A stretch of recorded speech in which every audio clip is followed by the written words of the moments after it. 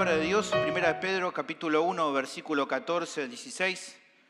Con este texto vamos a comenzar hoy, como un texto que nos va a ir metiendo en el tema. El título del sermón es Salvados por Dios para ser santos. Leamos ahora este texto, Primera de Pedro 1, 14 al 16. Dice la palabra del Señor, lea conmigo.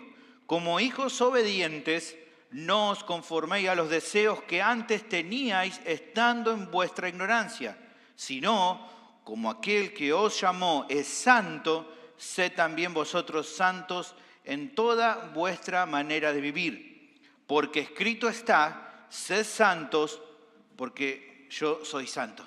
Oremos. Bendito Señor, te agradecemos por poder comenzar este tiempo de predicación, que vos guíes todo lo que vamos a escuchar, que vamos a entender, que podamos luego de entenderlo, aplicarlo correctamente a partir de un buen entendimiento y que vos nos ayudes, Señor, en este tiempo, guíanos a tu verdad, en el nombre de Jesús. Amén. Hay una frase que alguien dijo por ahí y con la cual coincido, que reza lo siguiente. Decía alguien, el propósito de Dios al salvarnos no es hacernos felices, sino santos. Si bien es cierto que dentro de cada creyente genuino hay una corriente de gozo inquebrantable que no se le puede quitar, como así asegura Juan 16, 22, eso no quita que podemos afirmar con toda certeza que Dios claramente está más preocupado por la santidad del cristiano que por su felicidad. El objetivo más elevado de Dios es el fruto apacible de la justicia, como dice Hebreos 12:11, cultivado en la vida de cada integrante de su pueblo, de cada creyente que Él redimió. ¿Por qué? Bueno, porque su amado Hijo es justo y hemos sido predestinados a ser transformados a la imagen de su Hijo, como dice Romanos 8:29. Por ende, como afirma el apóstol Pablo, en Efesios capítulo 2, versículo 10, somos hechura suya, creados en Cristo Jesús para buenas obras, las cuales Dios preparó de antemano para que anduviésemos en ellas. La agenda de Dios es y siempre ha sido que su pueblo sea creado en la justicia y santidad de la verdad, como dice Efesios 4:24. O sea, hemos sido redimidos y apartados, o sea, santificados, para que podamos revestirnos del nuevo hombre que va renovándose hasta el conocimiento verdadero conforme a la imagen de aquel que lo creó, como dice Colosenses capítulo 3, versículo 10. En una palabra, como indica el título de este sermón, fuimos salvados por Dios para ser santos. Como indica el pastor John MacArthur, las Escrituras tratan con frecuencia a la santidad como la característica distintiva de un verdadero creyente. Ahora, habiendo dicho esto, es bueno aclarar, y creo que te va a pasar seguramente al considerar este tema, que la dura realidad es que mientras esperamos el regreso glorioso de nuestro Señor Jesucristo, las prioridades redentoras de Dios no siempre se reflejan en nosotros. O sea, somos libres para ser santos, pero no siempre vivimos como lo que somos. Aunque somos nuevas criaturas en Cristo, estamos tentados todavía a veces a servir al Dios de nuestros viejos apetitos carnales. Crecer en santidad implica confrontar los vestigios, los restos del pecado restante, remanente en nuestra vida y darles muerte, incluso cuando en ocasiones hacerlo resulta agonizante. Pero debemos hacerlo y podemos hacerlo, como dice, por ejemplo, Romanos capítulo 8, versículo 13, una realidad de un creyente nacido de nuevo. Un deber que tiene que cumplir. Dice, porque si vivís conforme a la carne, moriréis. Mas si por el Espíritu haced morir las obras de la carne, viviréis. Esto es algo que tenemos que hacer, que es para nuestro bien. Los apetitos pecaminosos, por voraces que sean, desaparecen solo cuando nos sometemos al Espíritu de Dios, como nos informa Gálatas capítulo 5, versículos 16 al 24. Nuestro viejo carácter debe conformarse cada vez más a la mente de Cristo, sin importar cuán profundamente puede estar arraigado en nuestra vida esa vieja lógica del corazón, lo que traíamos del mundo. Tenemos que cambiar. Si nos deleitamos en el Señor, debemos desapegarnos de esos deseos, esos placeres lujuriosos que muchas veces nos quieren atraer y que están a la mano. Debido a que Dios es santo, tal como leíamos en el principio que les hice leer, aquellos que profesan su nombre deben reflejar quién es Él. Esa es nuestro deber, nuestra responsabilidad. Pero a pesar del claro llamado de la Biblia a la santidad, a menudo descuidamos o malinterpretamos estos principios simples.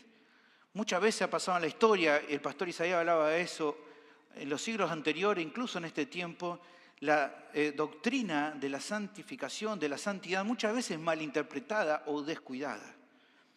Incluso el proceso lento y a veces doloroso del crecimiento espiritual, combinado con la fuerza de los deseos pecaminosos, puede a veces desanimar y detener la búsqueda de la santidad por parte del cristiano. A veces en esto nos cuesta por nuestra propia lucha interna. Como mencionaba el antiguo predicador J.C. Ryle, estos son aquellos que no pueden encontrar en sus corazones la capacidad de luchar contra el pecado que los acosa, ya sea por pereza, indolencia, mal genio, orgullo, egoísmo, impaciencia o lo que sea. Le permiten seguir siendo a esta lucha, a este pecado, a lo que queda todavía de su vida anterior, un inquilino tolerablemente tranquilo o imperturbable de sus corazones. Tristemente, hermanos, debido a todo esto que menciono, en muchas iglesias, incluso en este tiempo, hay personas que están haciendo circular puntos de vista deficientes sobre la santidad.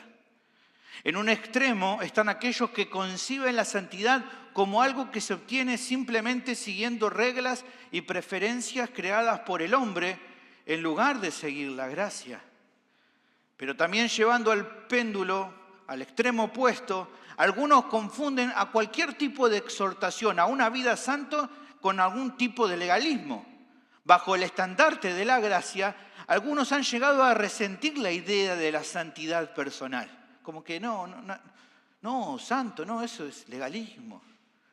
No, obediencia, no, eso es legalismo. O sea, un extremo distorsiona la búsqueda de la santidad, mientras que el otro extremo la ignora por completo. Pero la realidad, hermanos, si usted lee la Biblia y se pone a estudiarla, va a encontrar que la santidad y la gracia no están ni desasociadas, ni son opuestas, ni se confrontan. Dios proporcionó la gracia del Evangelio para que su pueblo pudiera llegar a ser santo. En otras palabras, el poder santificador nunca falta en la gracia del Evangelio. La misma gracia que libera al creyente de la culpa del pecado, también lo libera para ser santo. La santidad es imposible sin la gracia y la gracia siempre produce santidad. Afortunadamente, hermanos, como le estaba diciendo, la Biblia articula una comprensión clara y completa de la santidad que se eleva, por así decirlo, del ruido de la confusión que a veces hay en muchos lugares. Por eso podemos afirmar que solamente las Escrituras, como en otros temas, y en esto también claramente, solo las Escrituras son las que van a definir y tienen que definir la santidad y también nos revelan nuestra relación con la santidad. Por eso debemos recurrir a la Escritura. Por lo tanto, no debemos volvernos complacientes o satisfechos con una visión disminuida de la naturaleza santa de Dios, de la ofensa del pecado o el llamado a la santidad que nos da el Evangelio. No debemos tomar este error. Dado que la cruz de Cristo demuestra supremamente la violenta oposición del Dios Padre a todo lo que es impío, entonces tenemos que considerar justamente, y esto es un principio, que el propósito continuo y supremo de Cristo en nuestra redención es presentarnos santos, irreprensibles y benditos por toda la eternidad. Ese ha sido el propósito de Dios. Efesios capítulo 1, versículo 4 lo dice con claridad. Según nos escogió en Él, en Cristo, antes de la fundación del mundo. ¿Para qué? Para que fuésemos santos y sin mancha delante de Él. Es el propósito. Es el propósito, dice ahí, de la elección, con un propósito, con una meta. Haremos bien entonces en revisar esta doctrina desde las Escrituras para aplicarla correctamente en nuestras vidas. Y lo que vamos a hacer es repasar primero cómo se presenta la santidad, por lo menos en este primer sermón. Vamos a ver cómo se presenta la santidad en el Antiguo Testamento, luego vamos a añadir o observar lo que nos enseña el Nuevo Testamento y vamos a finalizar dando una declaración en concreto a partir de todos los conceptos que veremos en eso, de qué tan importante y tan necesario es el progreso de la santificación para el creyente. ¿Está bien? Así que te animo a seguirme con atención, creo que es muy interesante lo que vamos a ver en esta enseñanza. Vamos a comenzar, como te dije, con los fundamentos antiguos, la santidad en el Antiguo Testamento. La comprensión de la santidad comienza retrocediendo al Antiguo Testamento. Por un lado, cuando el pueblo de Israel hablaba de algo santo, expresaba la idea de separación, algo que era separado, algo que era distinto. El concepto era simple: si alguien o algo era considerado santo, era apartado de lo ordinario o de lo común. Estaban las cosas comunes, por así decirlo, y las cosas santas. De hecho, el concepto tiene una historia que se remonta incluso a la creación del propio universo. El primer uso del término santo se encuentra en Génesis capítulo 2, versículo 3, y se refiere justamente al séptimo día, que es apartado de los demás días. Dice Génesis capítulo 2, versículo 3, y bendijo Dios al séptimo día, ¿y qué hizo? Lo santificó, lo apartó como un día especial. ¿Por qué? Porque en él reposó de toda la obra que había hecho en la creación. Por un lado vemos esto. Por otra parte, también podemos ver en el Antiguo Testamento que cuando el término se aplicaba a Dios, surgía incluso una imagen mucho más rica. Para simplificarlo, digamos, en una manera, el concepto santo en el Antiguo Testamento describía, por un lado, lo que es intrínseco a la naturaleza de Dios, o sea, lo que Él es, también lo que está consagrado al servicio de Dios, o sea, lo que Él requiere, y finalmente lo que refleja el carácter de Dios, o sea, lo que Él imparte.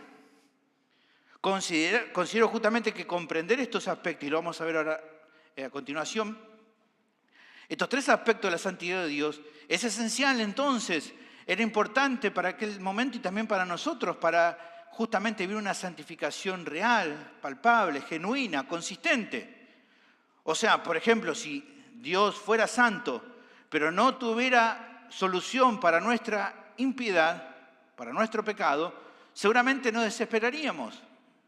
Al mismo tiempo, apartarnos para el servicio sin una visión correcta de la naturaleza santa de Dios también conduce a un estándar falso en cuanto a cómo debían servirle. Y el anhelo incluso de ser santos sin practicar los medios de gracia que Dios proporciona, conduce también entonces a la tentación, a no cumplir. Ahora bien, como le dije, vamos a hacer un análisis de estos tres conceptos.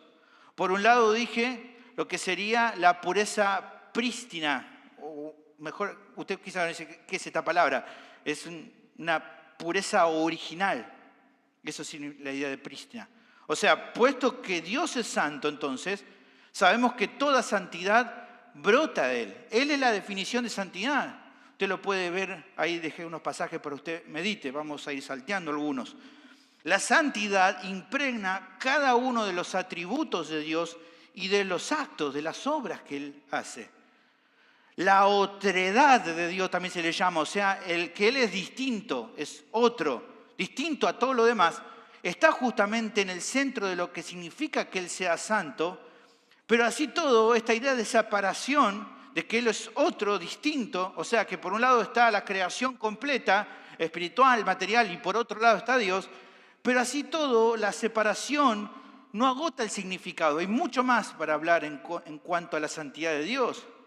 Porque justamente la santidad de Dios es una perfección eterna, lo que significa que, aunque nosotros decimos que ser santo para Dios es ser distinto a la creación, incluso Él era santo antes de que hubiera algo separado o distinto de Él. No es que Él empezó a ser santo cuando creó las cosas y entonces Él se separó o es diferente a su creación. Eso sería pensar, bueno, a partir de ese momento Él es santo. No, Él incluso era santo desde antes, lo cual nos hace pensar mucho más acerca de la santidad de Dios. Como enseña el Catecismo Menor de Westminster, Dios es espíritu infinito, eterno e inmutable en su ser, sabiduría, poder, santidad, justicia, bondad y verdad. Tremenda definición, ¿no? Podríamos hacer hasta un sermón de cada una de estas cosas, pero bueno, no vamos a detenernos en eso. O como declara Apocalipsis capítulo 4, versículo 8, se dice de Dios: santo, santo, santo es el Señor Dios Todopoderoso, el que era, el que es y el que ha de venir. Una afirmación así no solamente nos recuerda que la santidad de Dios preexistió a la creación, estuvo antes, también va directo al núcleo de lo que quiere decir cuando declara que Dios es santo. O sea, sus perfecciones, sus atributos son infinitas, eternas e inmutables, porque Él nunca viola, compromete ni diluye su naturaleza. Él es santo, lo que significa que las perfecciones y la pureza de su naturaleza nunca se van a ver comprometidas y nunca se vieron comprometidas.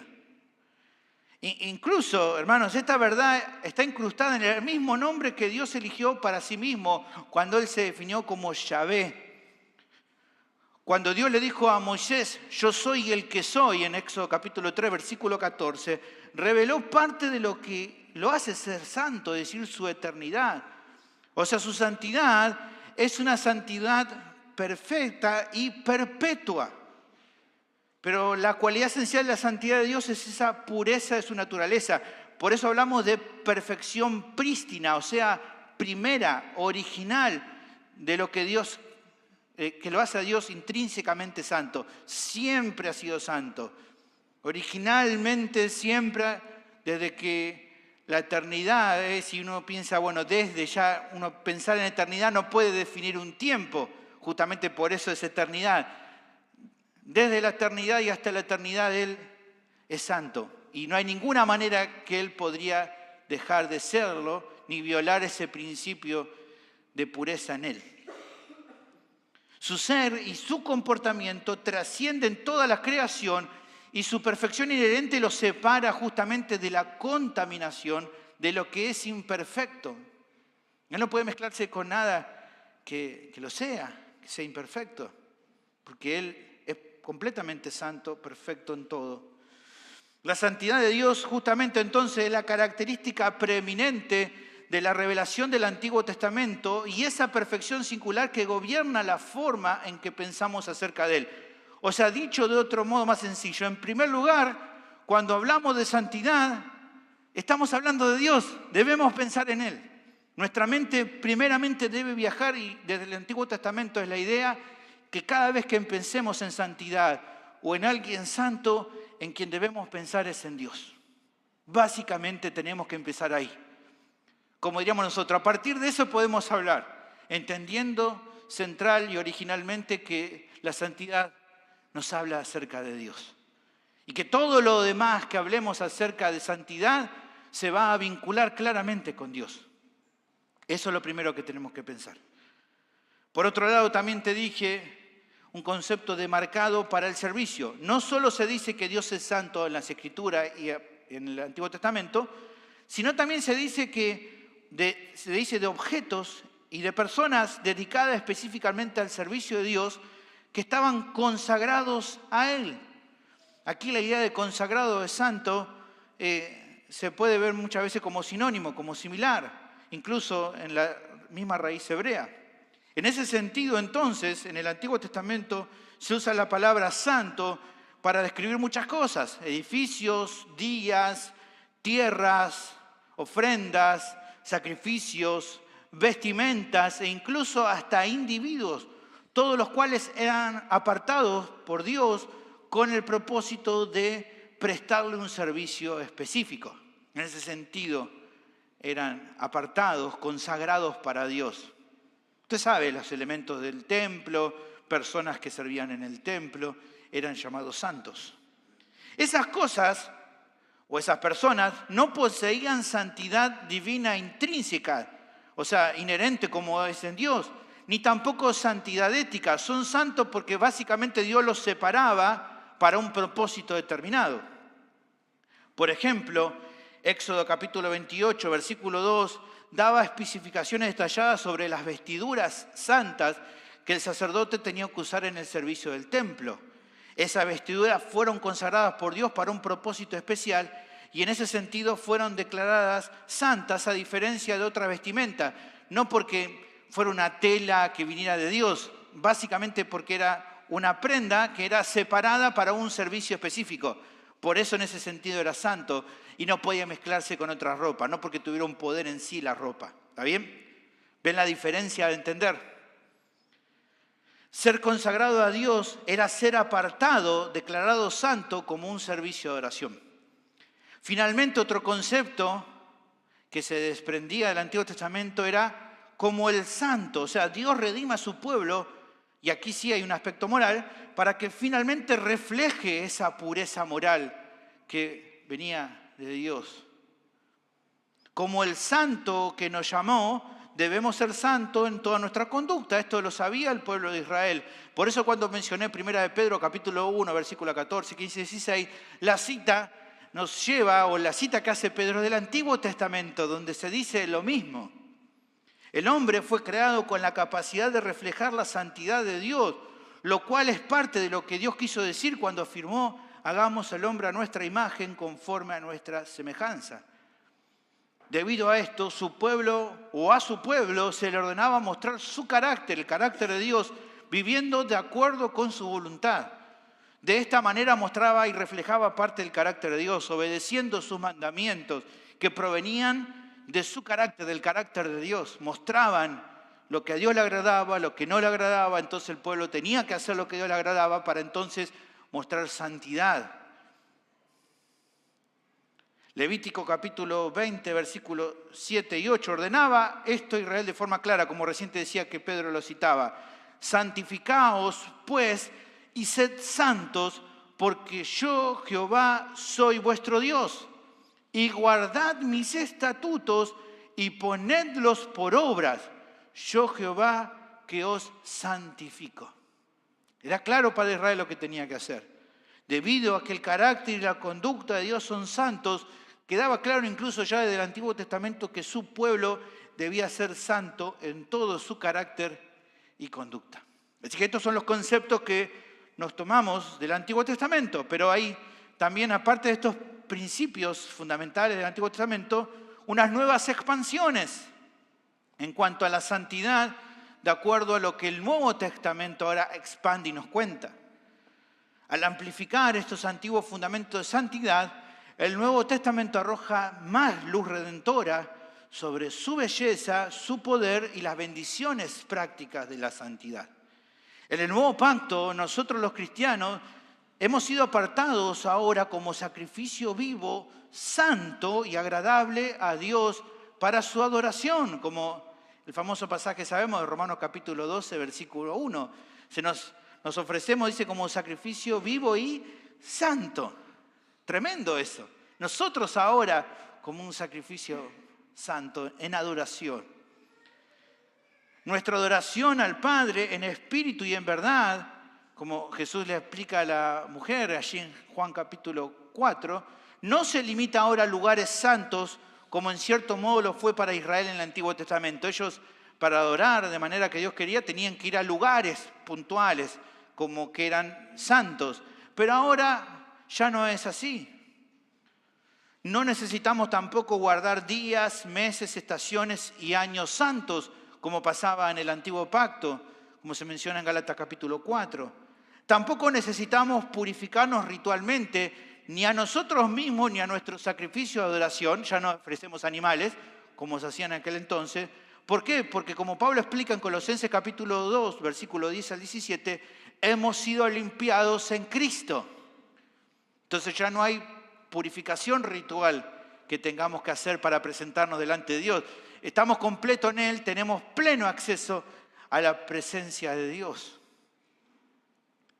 Ahora, mucho más allá de lo que eran los instrumentos cotidianos que fueron consagrados y usados para la adoración en el antiguo pacto, en el tabernáculo y el templo, ahora en el nuevo pacto, un pacto mejor, como hemos visto en lo que hemos estudiado el libro de Hebreos, ahora nosotros somos vasos de Dios, apartados en santidad para su honor y gloria.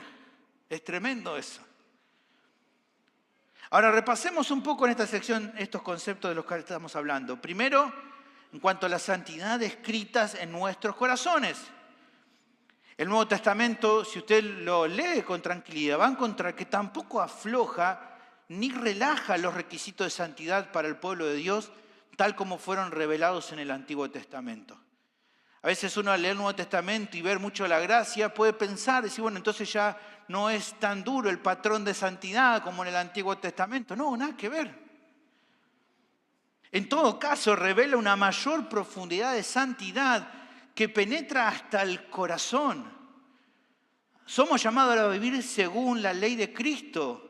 Y vivir según la ley de Cristo, como dice Santiago 2:8, no libera a los cristianos de la obligación de buscar la santidad que se estableció en el Antiguo Testamento, sino que es el reflejo de nuevos deseos santos escritos en lo profundo de nuestros corazones.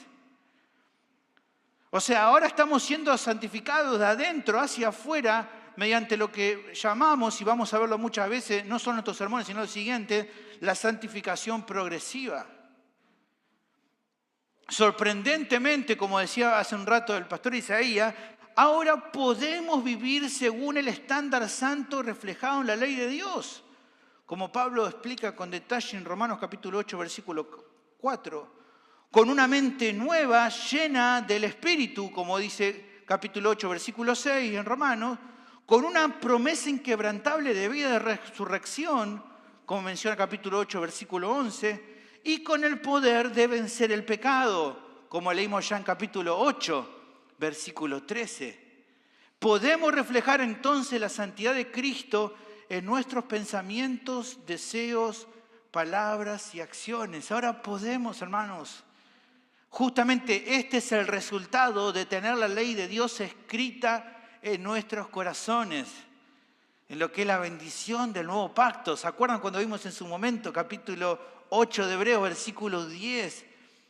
Donde él toma del Antiguo Testamento la promesa del nuevo pacto, algo precioso dado al pueblo de Israel, pero el cual nosotros como parte también integrante del nuevo pacto también podemos disfrutar de esta bendición del nuevo pacto. Dice Hebreos capítulo 8, versículo 10, por lo cual este es el pacto que haré con la casa de Israel después de aquellos días, dice el Señor. Pondré mis leyes en la mente de ellos y sobre sus corazones las escribiré. Y seré a ellos por Dios y ellos serán a mí por pueblo. Su ley ahora está en nuestro corazón. Es un cambio que comienza en el interior y que se expande a toda nuestra vida. Otro concepto también, que luego lo vamos a revisar en más detalle, pero del cual el Nuevo Testamento nos muestra, es ser hechos conformes a su imagen. El apóstol Pablo dice que hemos sido predestinados para ser hechos conforme a la imagen de Cristo. Capítulo 8, versículo 29 de Romanos. Lo que nos lleva a preguntarnos, bueno, somos a la imagen de Cristo. Y la pregunta que haríamos, ¿y cómo es Él? Bueno, de acuerdo al Nuevo Testamento, Cristo es infinitamente santo. Se nos enseña que Cristo es la imagen del Dios invisible en Colosenses 1:15 y por lo tanto manifiesta la plenitud de las perfecciones de Dios, porque Él es Dios también.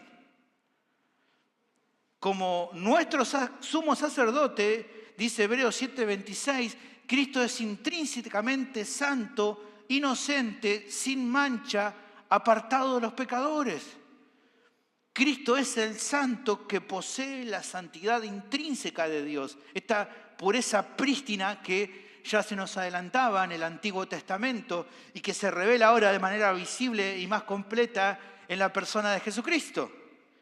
Hebreos capítulo 1, versículo 3, me gusta cómo lo define la versión de las Américas, llama a Jesús el resplandor de su gloria y la expresión exacta de su naturaleza. hablando acerca de Dios. Sus obras milagrosas en la tierra demostraron no solo a sus discípulos, sino incluso a los demonios, que Él era santo. Fíjense cómo lo dice un espíritu inmundo hablando con Jesús. Dice en Lucas 4:34, decía un espíritu inmundo, déjanos, ¿qué tiene con nosotros Jesús Nazareno? ¿Has venido para destruirnos? Yo te conozco quién eres. ¿Qué dice? El santo de Dios. Incluso hasta los demonios reconocían la naturaleza santa inherentemente a Él en Cristo. Incluso cuando Cristo habló a la iglesia en Filadelfia, en capítulo 3, versículo 7 de Apocalipsis, Él testifica, hablando de Él mismo, cómo era. Fíjense, escribe al ángel de la iglesia en Filadelfia, esto dice el santo. Jesús se define como el santo. Y así también hay muchas otras declaraciones. Lee, por favor, el Nuevo Testamento y te vas a encontrar con mucho más, que justamente el resto del Nuevo Testamento confirma que todo lo verdadero acerca de la santidad intrínseca de Dios es también verdad en cuanto a Cristo. Claramente es así. Incluso en su naturaleza humana, Jesús asumió exactamente las mismas capacidades físicas que Adán, pero a través de su naturaleza divina nunca dejó de ser el impecable yo soy. Esto es bueno que lo entendamos, porque a veces uno piensa, bueno, pero cuando vino al mundo y se hizo hombre, entonces dejó de ser santo. No, conservó plena santidad, porque no se despojó de su naturaleza divina, sino que le adicionó la naturaleza humana. Entonces Él siguió siendo perfectamente santo. Algo que tal vez nuestra mente no llega a entender, pero que la Biblia claramente lo revela. Nada podría contaminar la santidad intrínseca y la impecabilidad humana de su naturaleza divina.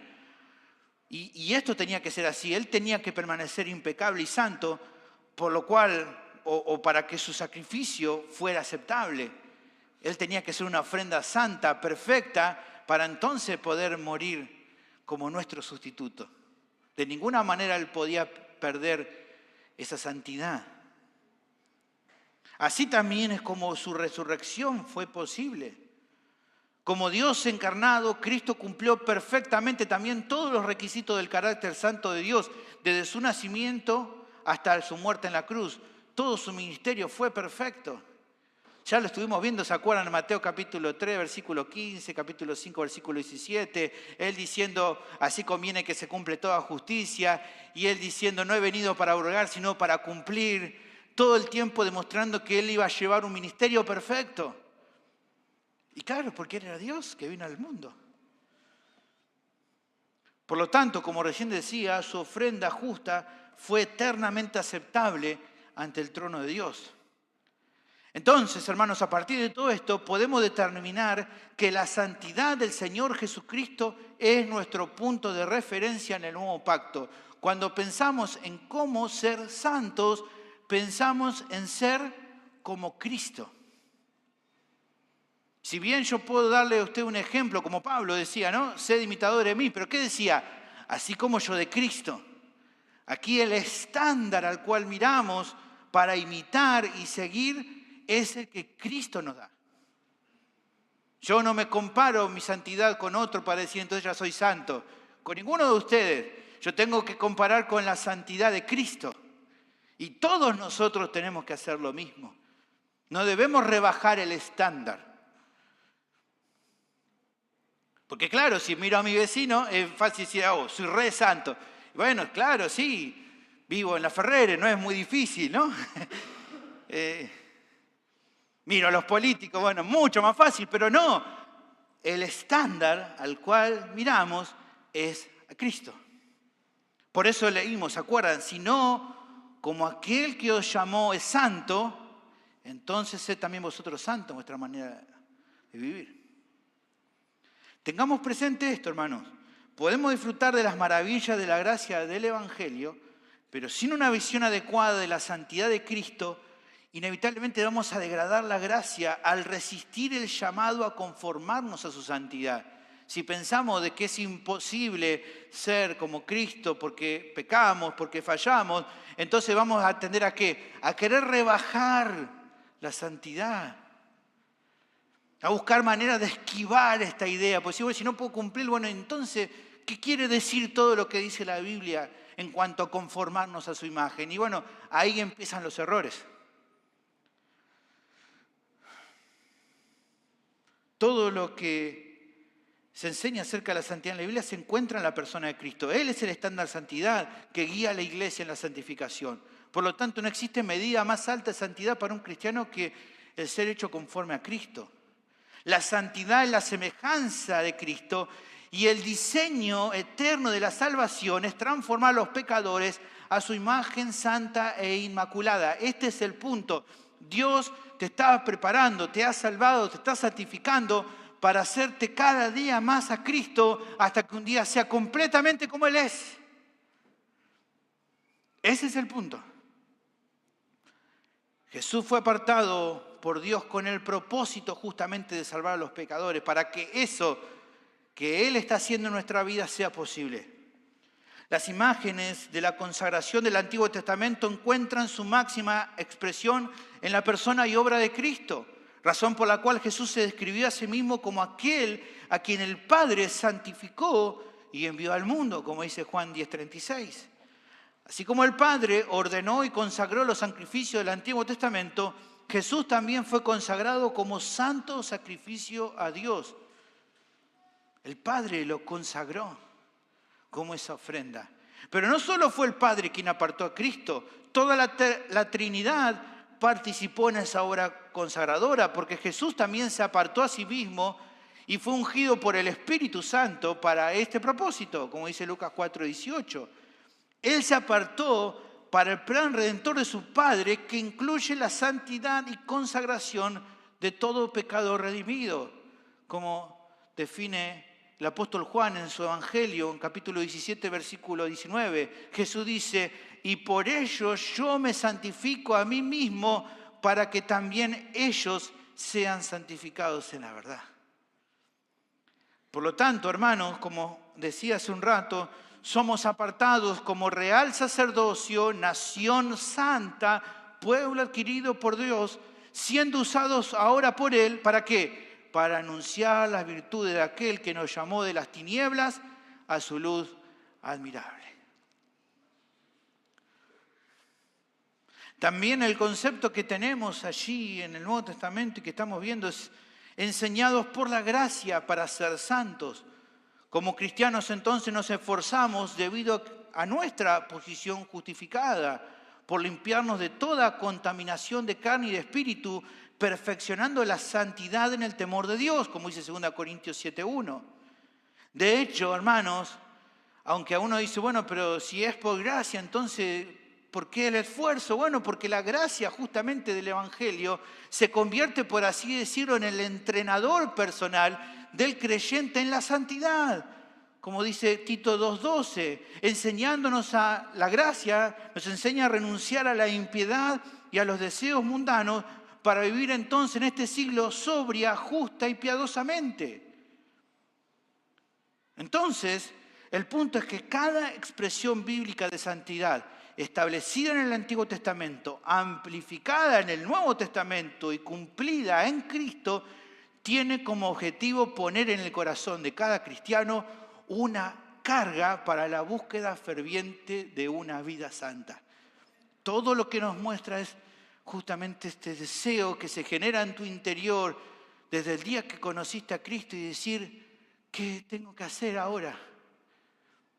¿Qué debo hacer? ¿Qué tengo que cumplir? ¿Qué tengo que hacer por vos, Señor? Quiero serte fiel, quiero obedecerte, me salvaste, quiero hacer tu voluntad. No para ganarme tu salvación, sino porque tan grande lo que hiciste por mí, ¿cómo no voy a querer ahora agradarte?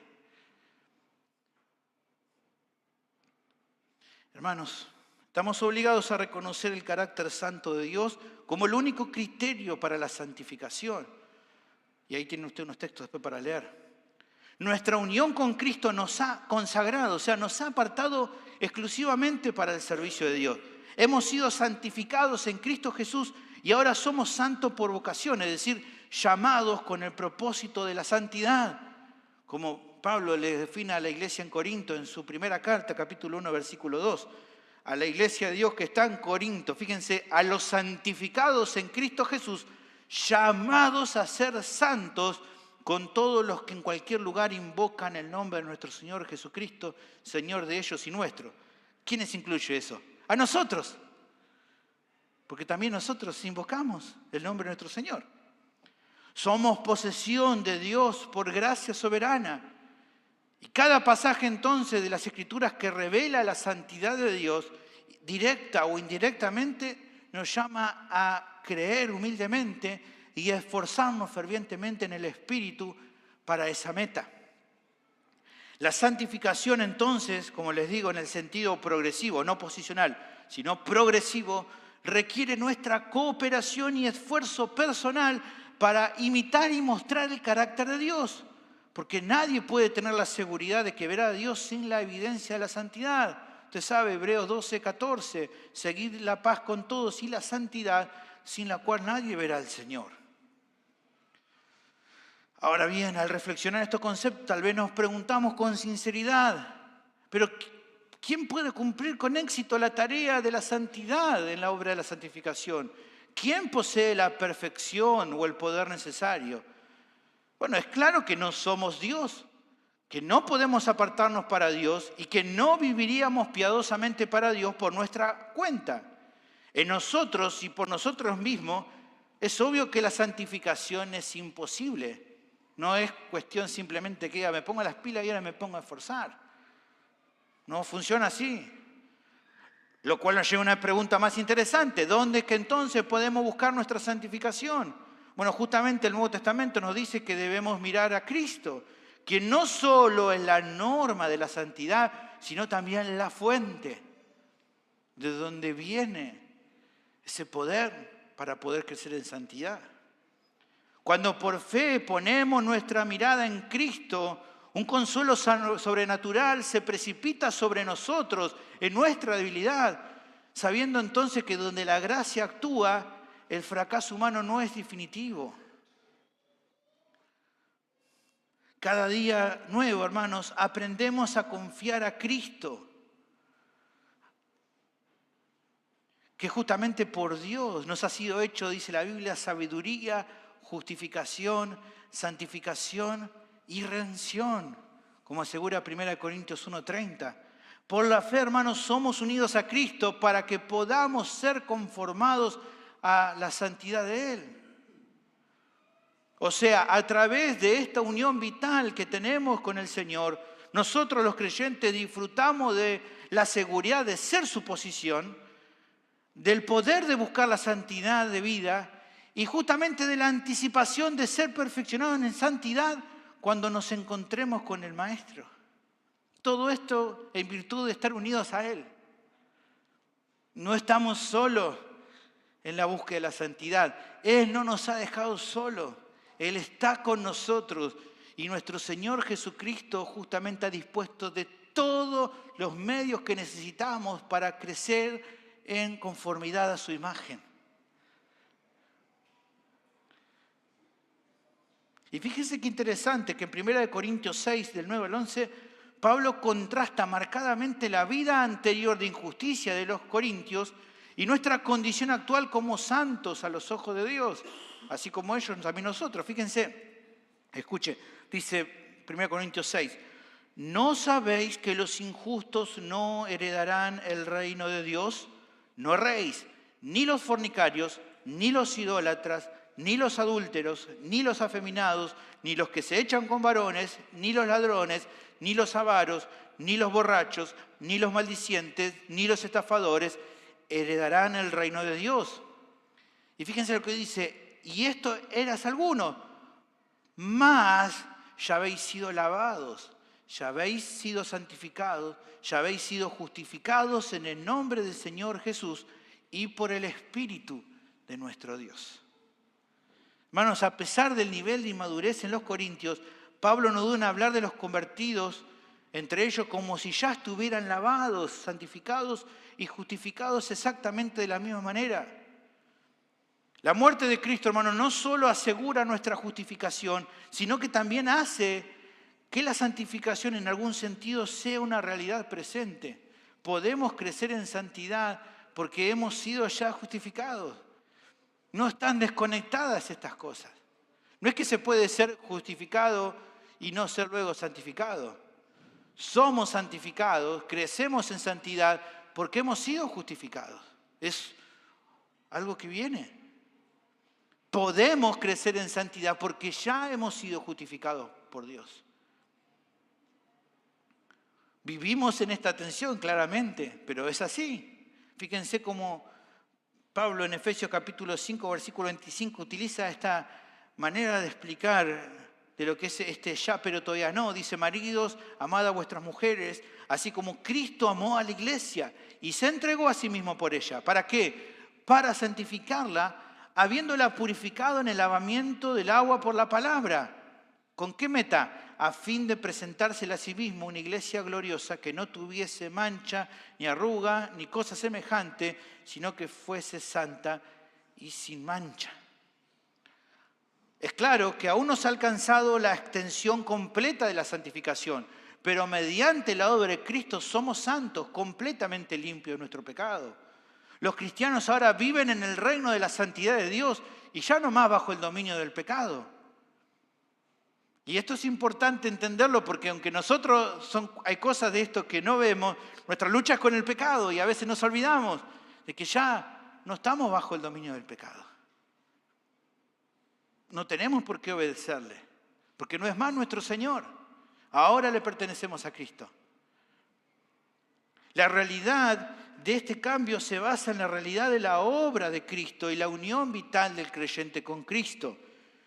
El famoso teólogo John Murray proporciona una explicación útil de este aspecto de la santificación. Escuche, la ruptura decisiva y definitiva con el pecado que ocurre al inicio de la vida cristiana es necesaria por el hecho de que de la muerte de Cristo fue decisiva y definitiva. Es precisamente porque no podemos permitir ninguna reversión o repetición de la muerte de Cristo en el madero, que no podemos permitir ningún compromiso con la doctrina de que cada creyente ha muerto al pecado y ya no vive bajo su dominio. En resumen, hermanos, entonces la obra de Cristo ha creado una nueva realidad en la que ahora vivimos. Se nos pide algo porque ahora podemos. Ese es el punto. Y ojo, todavía no somos lo que seremos cuando nuestra santificación se complete en la glorificación, pero nuestra presente posición garantiza los resultados futuros.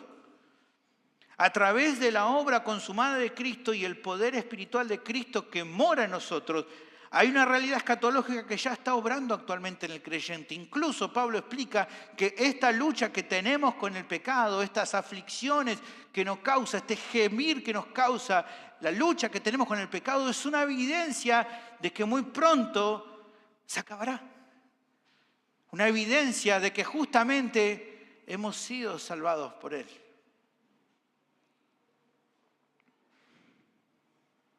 Y esta es una gran noticia, como vamos a ver en la próxima sección, en la última que vamos a ver ahora, porque la realidad posicional de nuestra santificación nos libera para buscar esta santidad práctica, progresiva.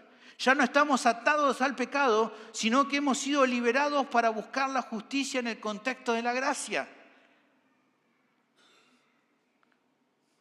Dios nos apartó como santos para que entonces podamos glorificarlo en cada aspecto de nuestra vida. No es que nos liberó y bueno, ahora sé como vos quieras la vida. No, nos liberó para ahora vivir para Él. No somos esclavos más del pecado, pero ahora somos esclavos de Cristo, lo cual es la verdadera libertad. Finalmente, el último concepto que le dije que vamos a ver hoy es conformarnos a Cristo, el progreso en nuestra santificación. Como resultado entonces de ser apartados en Cristo, lo que llamamos santificación posicional, los creyentes están siendo conformados a la imagen de Cristo, la que es denominada santificación progresiva. La santificación posicional siempre tiene un propósito. Estamos totalmente consagrados, pero aún no completamente santos. Por tanto, hermanos, existe una necesidad continua de un crecimiento progresivo en santidad. El Espíritu Santo nos apartó mediante la regeneración para que tuviéramos el poder de servir y seguir a Cristo en medida creciente. La santificación posicional no significa que ya hemos llegado a ser tan santos como podríamos ser, pero sí significa que cada área de nuestra vida ahora está siendo transformada bajo la influencia del Espíritu Santificador. El tema es que algunos eruditos contemporáneos erradamente expresan preocupación porque la Iglesia está poniendo demasiado énfasis en el progreso espiritual diario en nuestra relación con Cristo. Dice, pero tanto énfasis en la santidad, si ya somos santos, no pensemos tanto en eso. Es una idea errada. Algunos, creo yo, limitando de manera miope su estudio a pasajes con el término santificación, terminan asumiendo un mayor énfasis en la Escritura sobre nuestra posición en Cristo, porque claro, generalmente cuando se usa esa palabra solo, es para hablar de nuestra posición santificada. En muchos de los pasajes cuando habla sobre santificación, habla de la santidad posicional. Pero eso es un error, porque los principios para el crecimiento espiritual no se limitan a un aspecto específico. Justamente cuando empleamos nuestro estudio para incluir todo lo que la Biblia tiene que hablar sobre la madurez en Cristo, que es mucho más que aquellos pasajes donde se menciona la palabra santa o afines, entonces los privilegios y deberes de la santificación diaria se vuelven claros. Claro que si solo voy a hacer un estudio utilizando los lugares donde habla de santidad o santificación, probablemente me enfoque solo en la santificación posicional. Pero cuando leo toda la Biblia completa y cuando veo los mandatos y los imperativos en el Nuevo Testamento, me doy cuenta que la santidad no solamente queda en lo posicional, sino también en el desarrollo, en el crecimiento, en el progreso de mi santificación. Porque por algo están todos esos imperativos ahí. Tristemente, hermanos, ha llegado un punto que hay personas que dicen, no, hay que agarrar los imperativos, hacerle un bollo y tirarlo en el tacho de la basura. No quieren decir lo que quieren decir. ¿Cómo no?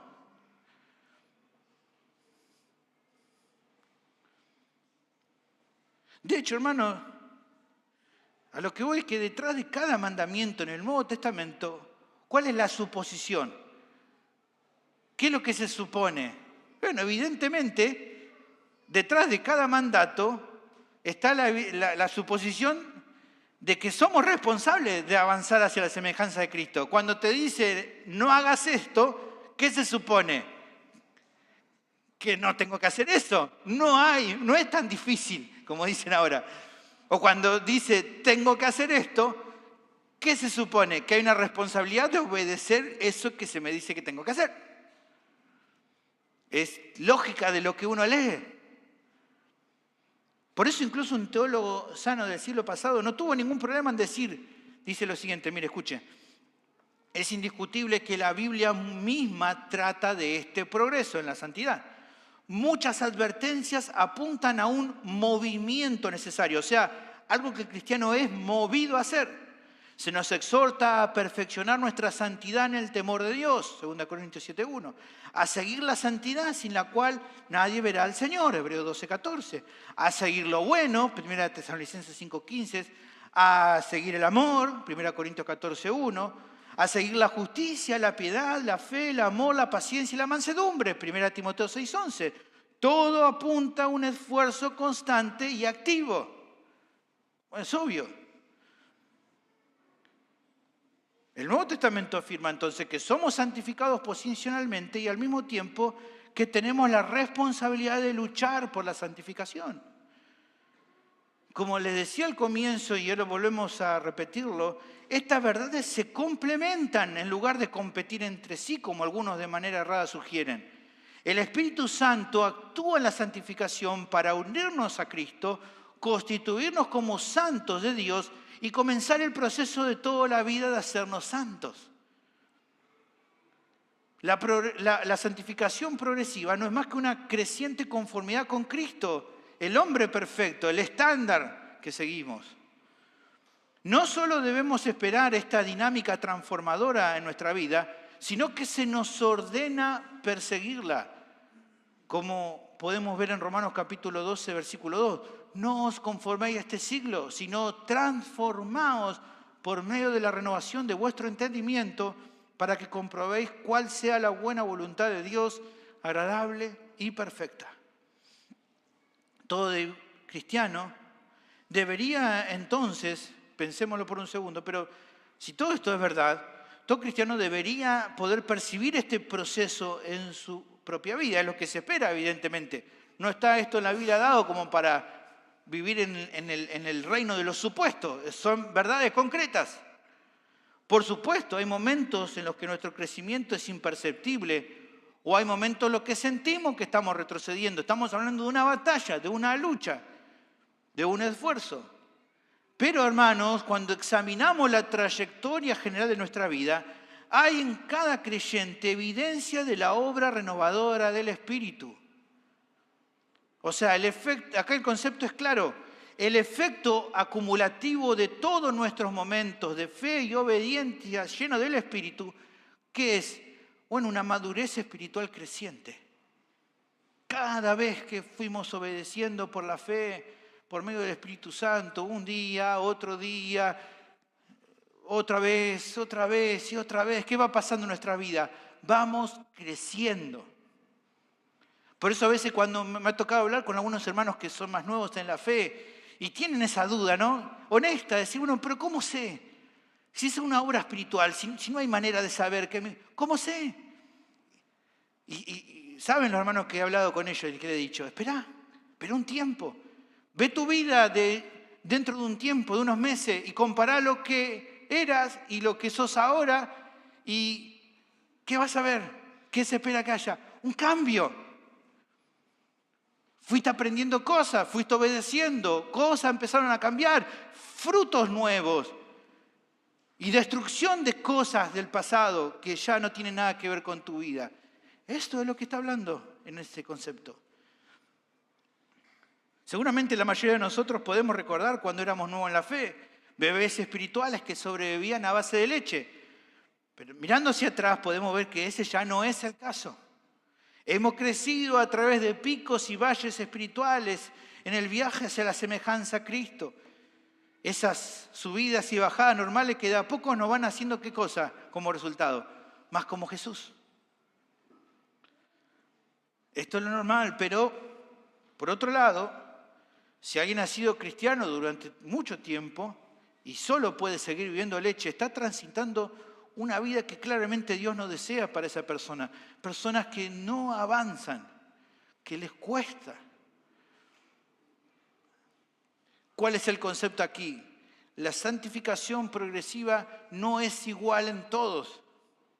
¿Por qué? Porque algunos utilizan mucho más los medios de gracia que Dios ha determinado y otros lo utilizan menos. Por eso algunos crecen más rápido en la fe que otros. Y por eso Dios un día va a juzgar a cada creyente.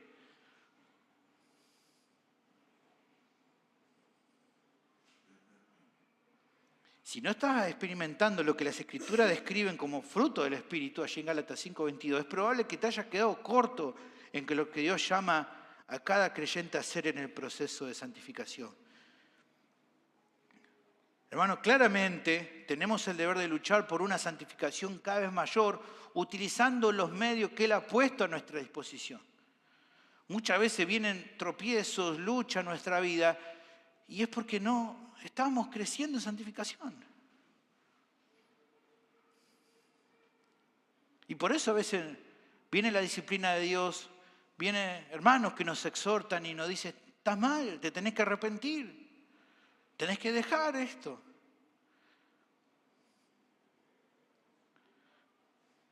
Para algunos tal vez esto puede parecer un poco inconsistente con el concepto de gracia.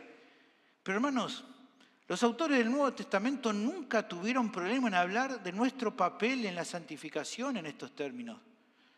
Usted va a leer ahí y va a encontrar palabras como correr, como esforzarse, como trabajar, e imperativos similares que abundan en las páginas del Nuevo Testamento. Miren, lee unos textos, usted puede leer más, pero fíjense, 2 Corintios 7:1 ya lo hemos leído. Así que, amados, puesto que tenemos tales promesas, limpiémonos de toda contaminación de carne y de espíritu, perfeccionando la santidad en el temor de Dios. ¿A quién se le manda eso? A los creyentes. No es algo que Dios tenga que hacer por nosotros. Nosotros tenemos que hacerlo en el poder de su Espíritu Santo, pero es algo que nosotros tenemos que hacerlo. Hermanos, a ver, para dejar claro esto, si el Espíritu Santo no dudó en utilizar al autor del Nuevo Testamento, en escribir la vida cristiana en estos términos, nosotros tampoco deberíamos hacerlo. Porque a uno pareciera que le da vergüenza hablar de esto porque parecía legalismo, cuando justamente si la Biblia está escrita con estos términos y el que inspiró es el Espíritu Santo, entendámoslo así porque es lo que el Espíritu Santo nos quiso dar. De ninguna manera, iglesia, la búsqueda de la santidad contradice la gracia. No, hermano, la celebra. Es por gracia entonces que tenemos la responsabilidad de esforzarnos en la búsqueda de la santidad. Es para lo que hemos sido salvados y con la esperanza de que esta obra un día va a ser consumada. Y veamos un poco más este último concepto. La esperanza segura de nuestra santificación completada. Al esforzarnos en el poder del Espíritu para crecer en santidad, nos mantenemos firmes en la promesa de que Dios completará su obra santificadora en nosotros. Nuestra santidad posicional y nuestra búsqueda de la santidad se consumará algún día, hermanos, en la perfecta realización de la santidad en nuestra glorificación. Poseemos una posición segura, estamos siendo refinados en nuestro progreso espiritual y un día seremos completamente transformados. ¿Para qué? Como dice Pablo en su carta a los Filipenses, sea semejante nuestra vida o el cuerpo al de la gloria suya, por el poder con el cual puede también sujetar a sí mismo todas las cosas, para completar así nuestra santificación plena. Conocido este evento como glorificación, este es el día que esperamos cuando estemos completos totalmente en Cristo. Es el cumplimiento escatológico de nuestra santificación, lo que nos espera en un futuro cuando ya no haya más vestigio del pecado, cuando ya completamente seamos liberados del cuerpo de pecado y recibamos un cuerpo nuevo, glorificado, ya sin ninguna relación con el pecado. Algunos han argumentado, hermanos, erróneamente, que esa consumación de nuestra santificación puede tener lugar en la tierra. O sea que la perfección cristiana es posible en la vida terrenal. Uno dice, ¿cómo pueden decir algo así, que podamos ser perfectos en este tiempo? Yo le contara, hermano, mira, hay un montón de personas que han abrazado estas ideas erradas.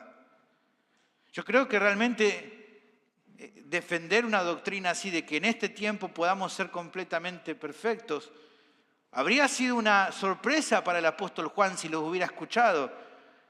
Fue él el que dijo, si decimos que no hemos pecado, lo hacemos mentiroso a Dios y su palabra no está en nosotros. Así que las palabras de Juan desestiman esa posición de creer que podemos llegar a consumar nuestra santidad en este cuerpo. La posibilidad, hermanos, de perfección en esta vida es simplemente inconsistente con la verdad de Dios.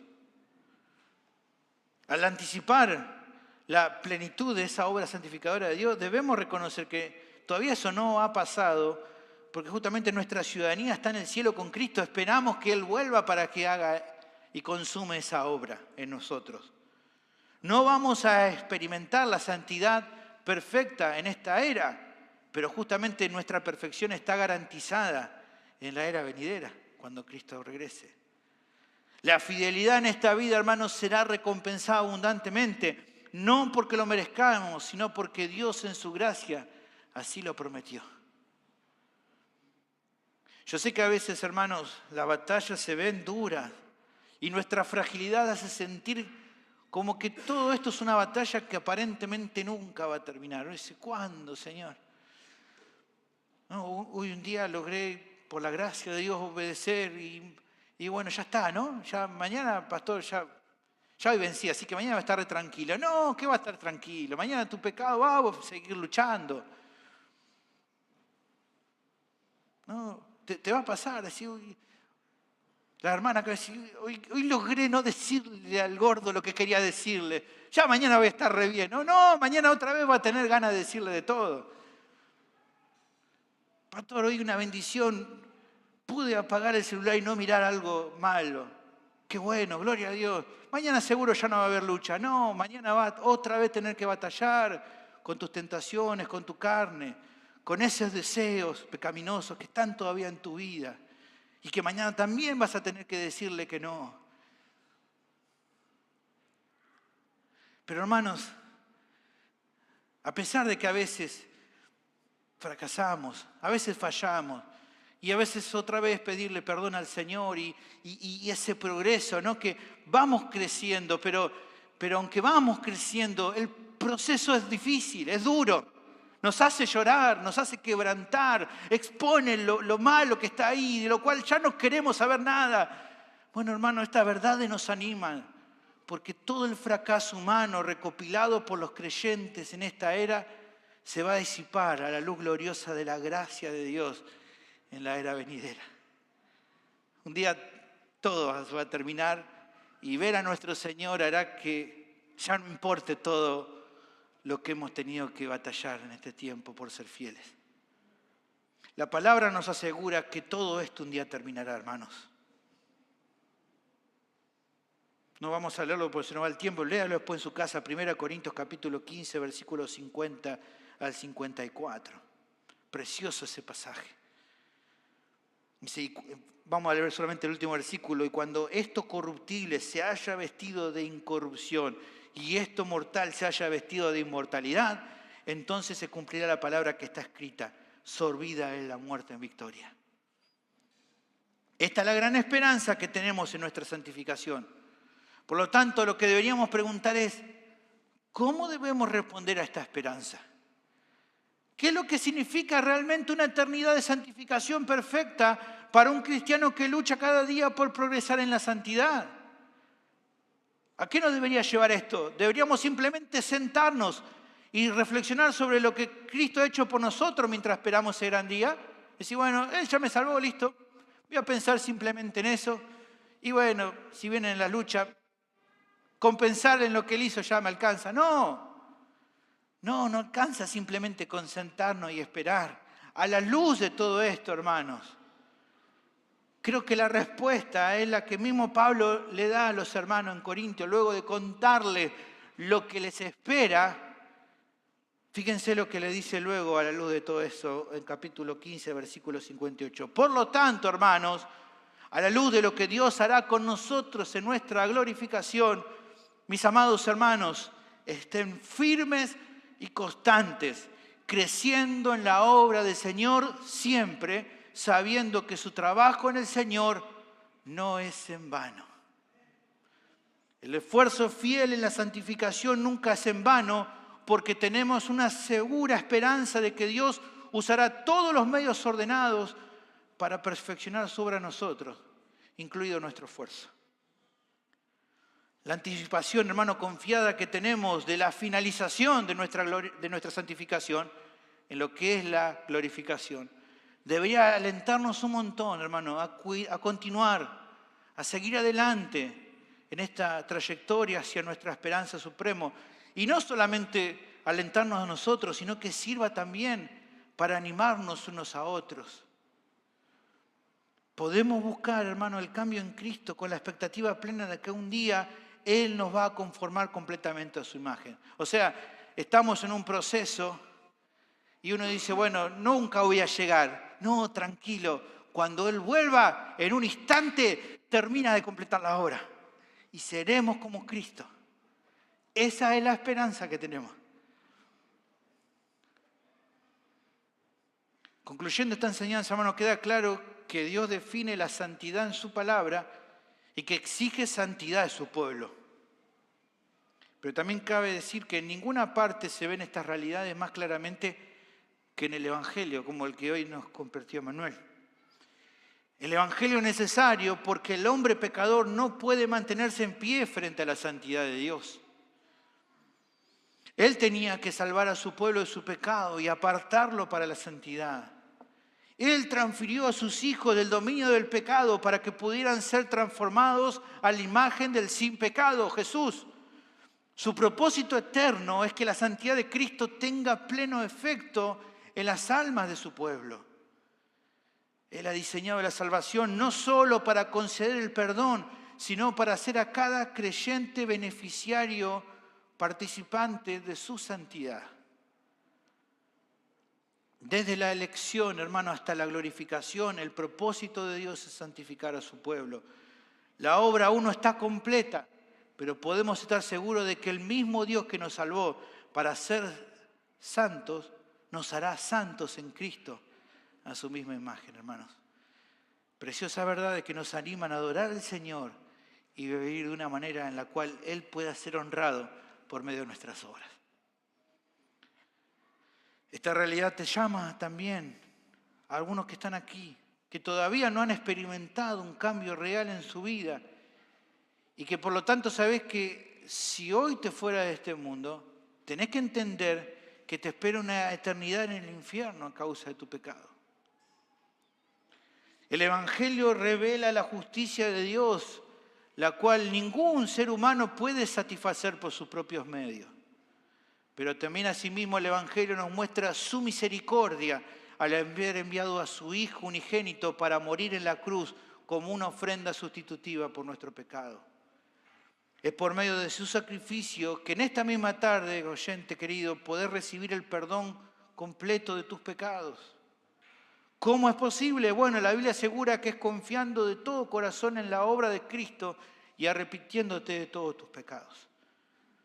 La buena noticia es que si hoy venís a Jesús reconociéndolo como Señor y Salvador de tu alma, tu vida puede cambiar para siempre. Que todos los que vienen a Él no los va a echar fuera. Lo que me queda por preguntarte es, ¿qué harás hoy, querido amigo, amiga? Te animo, vení a Jesús. No esperes más. Bendito Señor, te agradecemos por tu palabra que habla nuestras vidas, nos da entendimiento sobre tu santificación, sobre tu santidad, sobre lo que esperás de nosotros, sobre cómo podemos lograr crecer, Señor, sobre lo que la Biblia nos dice al respecto y nos guarda de malos entendidos en todo esto, Señor. Ayúdanos a meditar en todos estos conceptos y vivir de una manera que te honre. Bendecí este tiempo final de alabanza, que vos guíes y podamos terminar alabando y exaltando tu nombre. En Cristo pido todo esto. Amén.